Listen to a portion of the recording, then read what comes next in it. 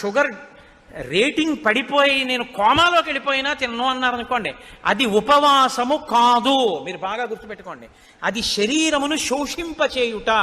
అలాగని నేను ఉండలేనండి అని ఎప్పుడూ తినకూడదు. ఎప్పుడో అప్పుడు ఉపవాసం ఉండాలి. 3 గంటలు ఉండగలవా? ఉండు. 4 గంటలు ఉండగలవా? ఉండు. అరగంట ఉంటానండి అని చెప్పి ఇడ్లీ 8ంటికి తినేది 8:30కి తినకూడదు. ఏదో ఒక రోజున నువ్వు ఉండగలిగిన వ్యవధి చూసుకుని ఉపవాసం చెయ్యాలి.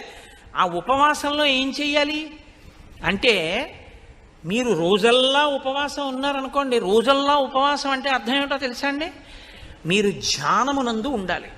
మార్చి మార్చి ఉపవాసం చేయాలి. మేము ఒకసారి సత్యనారాయణ వ్రతం అసలు శాస్త్రంలో ఎలా చెయ్యాలో అలా చేసాం.